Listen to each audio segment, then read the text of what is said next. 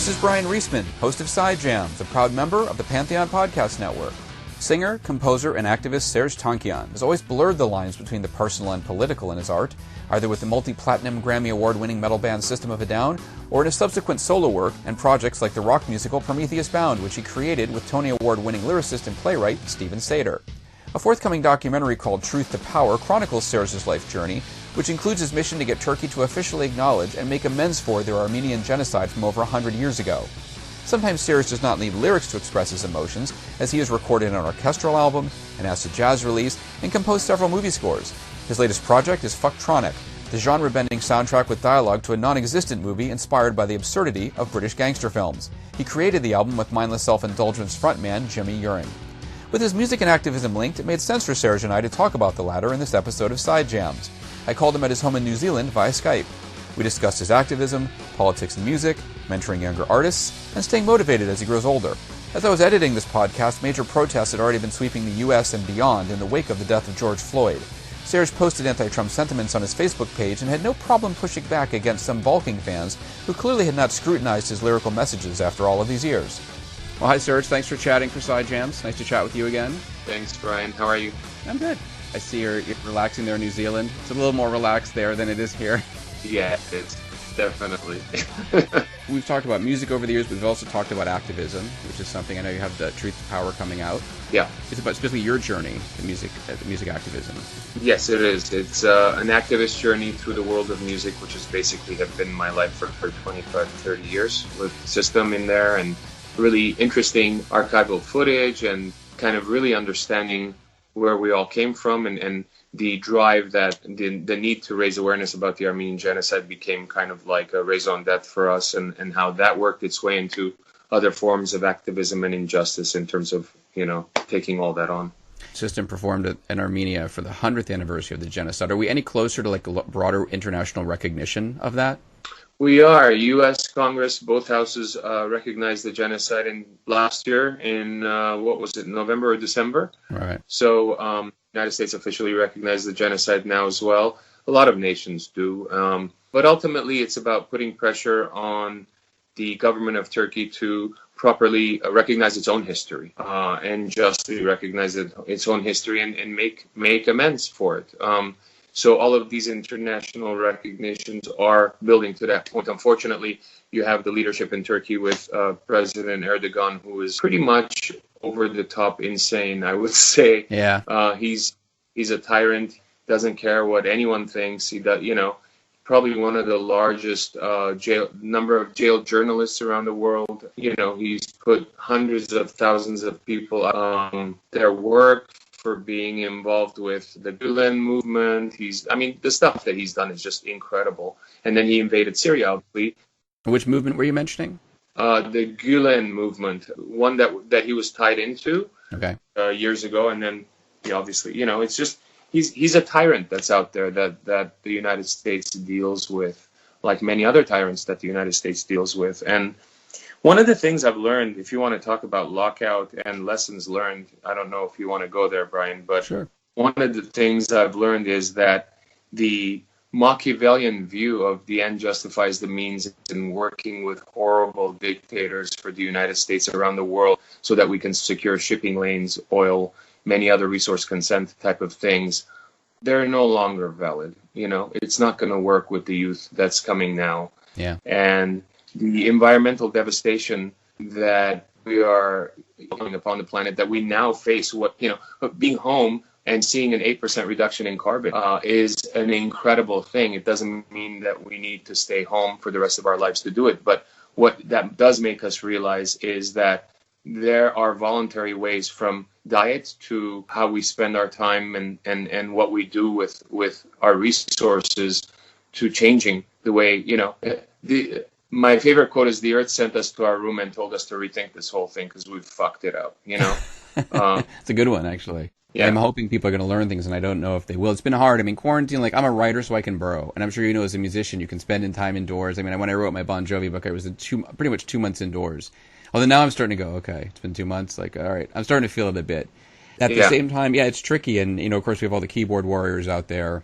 But I guess for you, the key to activism has also been out there doing it. It's not just saying it. Right. When did you actually first start being you felt that you were an activist or became aware of that? I never really thought about it, to be honest, but I was always, the kind of hypocrisy of the tabooist not using the G word, the genocide word in the U.S. by the U.S. government to appease Turkey, to sell them Apache helicopters or whatever trade, became kind of like the wake-up call for me to go, shit, if this is something that is, is being kind of hidden under the carpet because of other, what's the word, nefarious reasons, for other reasons, right? Yeah. How many other truths are there? How many other injustices out there that are being kind of hidden because it doesn't serve the profit margin, or it doesn't serve this or that foreign policy geopolitical initiative? Yeah. So it kind of made me grow as an activist. This is before even becoming a musician or an artist. And I think, it was in my teens, I guess, that that the activist side of me developed. Yeah. You're down in New Zealand, which is now, people are saying, has a kick-ass prime minister. She's getting pressed for being, and she's young, she's late 30s, very different than the kind of model we have in up here. I wouldn't model, but yeah. Yeah. Well, how about, what attracted you to New Zealand? It's funny, I remember when we did the interview for Grammy years ago, we bumped into Anthony Kiedis at that sandwich place that you like, whatever, in Malibu, and and you guys are talking, and he's like, so are you North Island or South Island? And I'm like, I'm so not a part of this conversation right now. Like, so what attracted you to actually going there? What was it? Anthony actually had a place here years ago. I think he sold it a while back, but I came out here on the Big Day Out tour, which was a big tour that no longer exists, a huge Australia-New Zealand tour. That's right. And I intuitively felt a belonging here I've never felt anywhere else. The country is physically absolutely beautiful. There's very little pollution. It's clean, green. People are really very down to earth, well-educated democracy. It's very transparent democracy, I gotta say. In other words, it's, the types of corruption you see around the world, from post-oligarchic or oil regimes to modern American corruption like K Street lobbying firms and the Electoral College, or anything that stops the people from ultimately getting their vote, gerrymandering. Like, there's so much corrupt, legalized shit in the U.S. politics that it's disgusting. There's none of that here. No corporation can spend money lobbying the government. It's very simple. It's very down to earth. It's very reasonable, and it's very just. And I like that. That works with my ethics a lot. Is that peaceful for you? So when you go out in the rest of the world and you have to deal with everything else, you're like, I can come back and just chill. I truly feel very much at home here in New Zealand. Yeah, I like being in the States as well. My whole, my parents, all my friends, and everyone I grew up with is in Los Angeles, and so I've got a huge history there. But this is where I feel more at home than in LA. I've never really loved that city, really. Yeah, I remember I was chatting with Azam Ali also a little while ago. She's part of the Persian community there, obviously. Yep. As well. Do those two intermingle, sort of Armenian and Persian, culturally? Yeah, I mean, we're Armenia and Iran are neighbors, and so I think there are a lot of Iranian Armenians and Armenian Iranians, and there is a definite intermixing and understanding of each other's culture, although they're not the same culture, but they're all very old and beautiful cultures. And so, yeah, I mean, I get a lot of love from Iranian fans, and I have a bunch of Armenian Iranian friends, close friends in the States. So it is very close in that sense, yeah. So now, obviously, since you feel like you've really been an activist your whole life, I mean, when you're young, you've got that fire, you're angry, you want to change things. How do you temper that as you get older? Does it sort of anger at things remain, or does that get sort of channeled in a different way? It's an interesting question to ask, and I appreciate you asking it, because it makes me really kind of think. I think as you get older, a part of you just gets over shit, and instead of really fighting it and stuff, you just want to go, fuck it all, that kind of a thing. There's an aspect of that I think that any person who's been doing that for a while will get. But there's another intellectual level that instead of being only angry at something and you kind of think through it really well, I think. I don't know. I'm not sure what the correct answer to your question is, but it's definitely different, as you age and as an activist. But the thing that remains the same as when you were a kid is that injustice turns you off. It makes it just angers you. It turns you off, and you want to do something about it. And whatever you do about it might be different than when you were a kid. But you get that same kind of repulsion, whatever, Right, both. both to injustice, and that hasn't changed an iota, you know. You had radio shows in the past too. I think both you and Tom Morello actually. Yeah, Axis of Justice. Have you done any of that recently? No, Tom's been doing his own radio show on Sirius, I want to say. Yeah. For a number of years, but Access we had for many years on the KPFK Pacifica network down in Southern California. I think we probably talked about this before, but I always feel like there's a lot of metal fans and hard rock fans. It's like I feel like on stage the people tend to skew more left, and then in the audience they tend to skew more right. And there's always been this schism in a way. How have you sort of rectified that in your mind over the years? I don't. I've always. I guess you can explain it as I've always explained music like pizza. You know, some people like the crust, some people like the cheese, some people like the topping. You know, the right. So so when I get people on my socials that are like, oh, I love your music, but I don't want to hear your political ideas and stuff, and that's fair enough. I mean, if they're nice enough, it's fair enough. But sometimes they're really mean. But what I don't understand, and a lot of other people that follow the music say the same thing. They're like, have you not listened to the fucking words in 20 years? Like, I know. He's been saying, it's like he's been saying all this stuff through his music all this time. It means that you're just like, what are you, just dancing to it because it's groovy? Like, I mean, you're not really getting the message, and that's okay too. Obviously, there, people just like hard music. They want to listen to hard music. They've never even thought that BYOB is anti-fucking imperialist. Maybe, I don't know. I don't know how you can't, but I guess maybe, So it's very interesting to me seeing that. The only thing I can say about that is that we need to spend more on public education.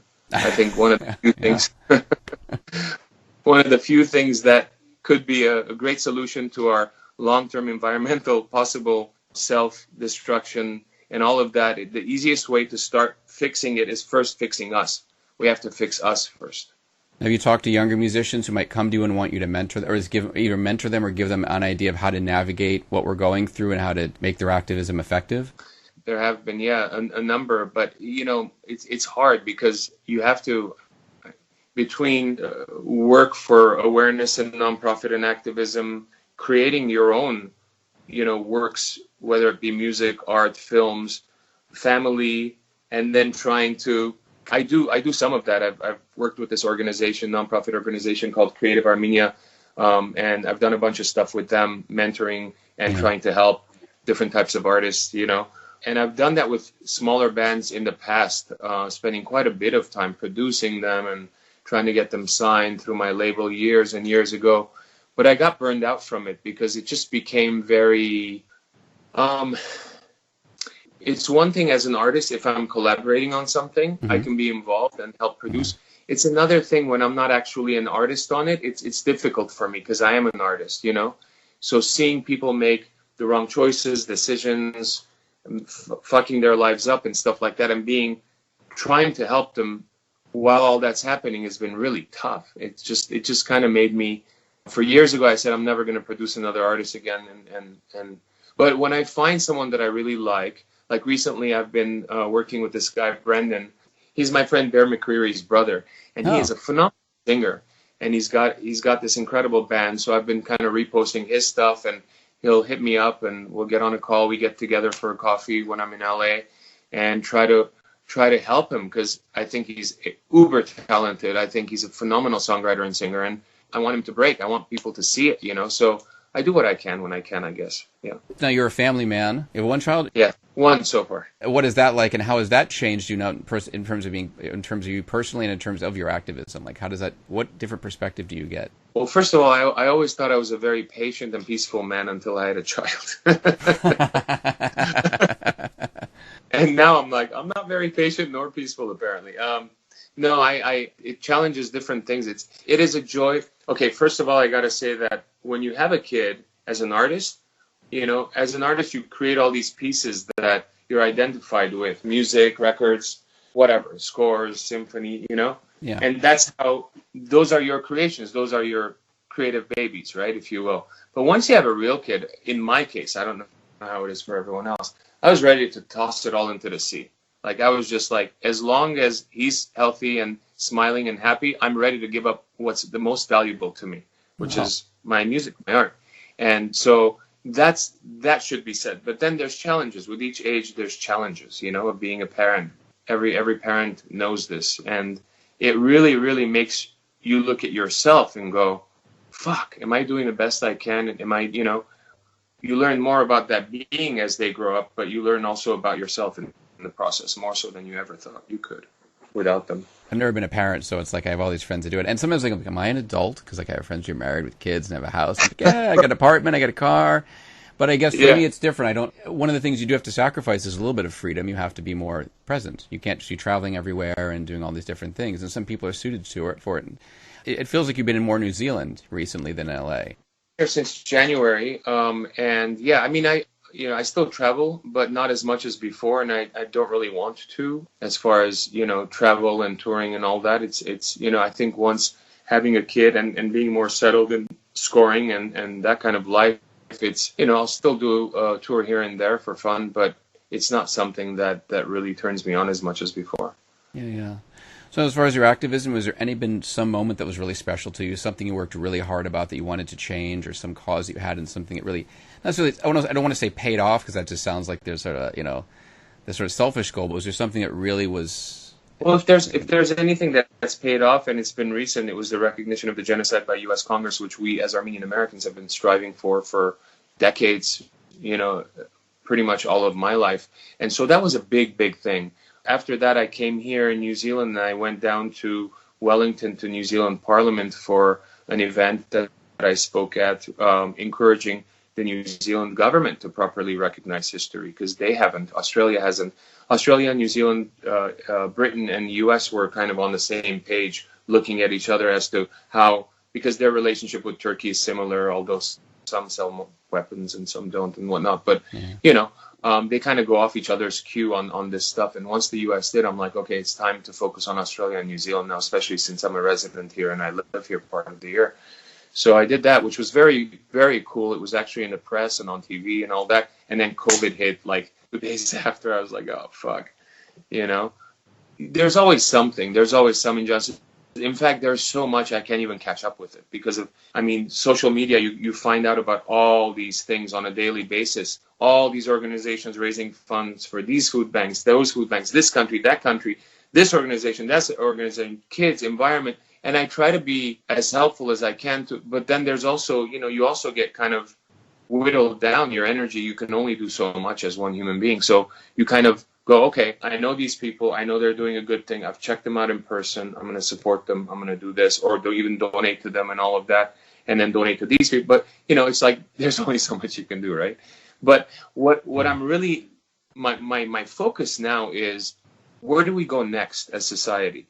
Yeah. What's next for us? Because this pause, this involuntary pause, which has horrible detrimental effects on a large part of the population, not just those who have contracted and died from the disease, but the number of unemployed, the number of people that are losing their homes, it is horrible. It's horrific, but it's almost natural. Like this wasn't a human construct. They haven't been able to prove that. They're trying, I think, in the laboratory in Wuhan or all that. This is something we have to look at, the fact that all these diseases came from animals and the ingestion of animals, whether it's COVID, whether it's the bovine thing or SARS, or like there's so many things linked to the consumption of animals. I'm not trying to be PETA here or anything like that. But what I'm trying to say is that the largest carbon emissions on this planet are done because of land used for animal farming, because of the amount of meat consumed on the planet. I heard a statistic. I don't know if you saw the film Game Changer. Recently I saw the Michael Moore thing. What was it called? The human animal? I think so, yeah. Anyway, it's quite interesting as to what's next.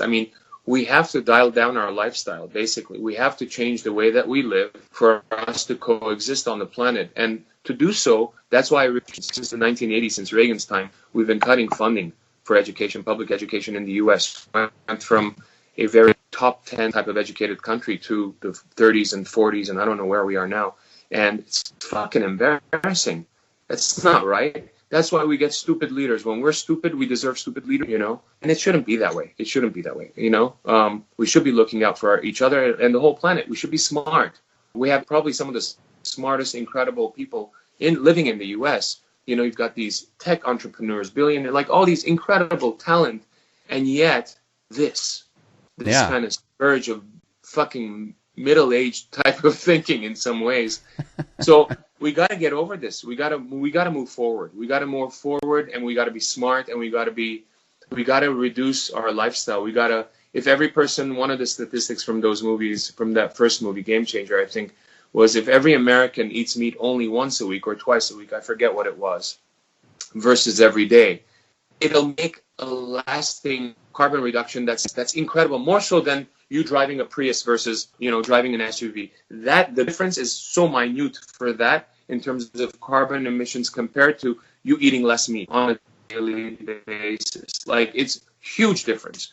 So to be able to use the land that's limited on the planet, obviously, to grow food or let it go back into wild, you know, it's the way to do it.